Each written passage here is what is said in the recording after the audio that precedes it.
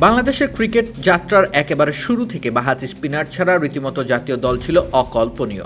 সময়ের পরিক্রমায় সেই জায়গাটা একটু নড়বড়ে হয়েছে বটে। যদিও তানভীর ইসলাম ও নাসুম আহমেদরা আপ্রাণ চেষ্টা করছেন বাংলাদেশি বাঁহাতি স্পিনারদের হারানো জৌলুস আবার ফিরিয়ে আনতে। এই দুজনের মধ্যে আবার চলছে ভিন্ন ধর্মীর টক্কর।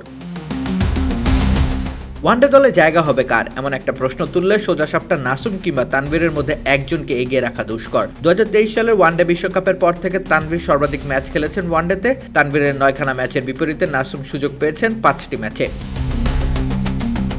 তানভীর নিজের অভিষেক সিরিজেই করেছিলেন বাজিমাত। কলম্বোর প্রেমাদাসা স্টেডিয়ামে ফাইফার তুলে নিয়ে তিনি জানান দিয়েছিলেন নিজের আগমনী বার্তা। এরপর ধারাবাহিকভাবে তিনি খেলেছেন আফগানিস্তান ও ওয়েস্ট ইন্ডিজের বিপক্ষে পূর্ণাঙ্গ ওয়ানডে সিরিজ।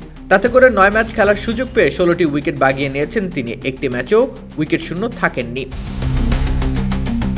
অন্যদিকে নাসুম বিশ্বকাপের পর খেলেছেন 5 ম্যাচ। 2024 সালে আফগানিস্তানের বিপক্ষে 2টি, এরপর ওয়েস্ট ইন্ডিজের বিপক্ষে 1টি। তারপর তানভীরের সাথে জোট বেঁধে বোলিং করেছেন ঘরের মাঠে ওয়েস্ট ইন্ডিজের বিপক্ষে সিরিজের শেষ 2টি ওয়ানডে ম্যাচে।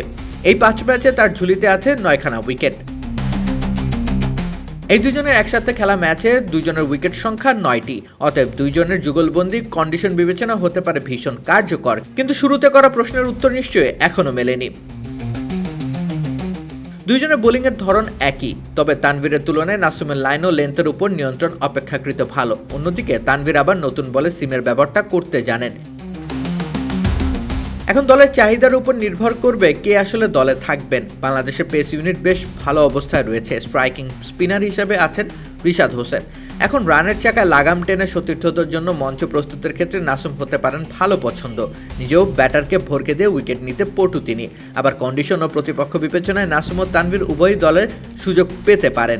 তানভীরকে দিয়ে শুরুতেই সেদিন উইকেট শিকারের অন্বেষণ চালানো যেতে পারে। অতএব নাসুম ও তানভীর দুইজনই জাতীয় দলের ওয়ানডে ফরম্যাটে থাকতে পারেন, কিন্তু এসব কিছু নির্ভর করবে সাকিবের ফেরা না ফেরার ওপর। তিনি ফিরলে সমীকরণ বদলে যাবে, নতুন ভাবনার উদয় হবে। রাকিব হোসেন রুম্মান, খেলা 71।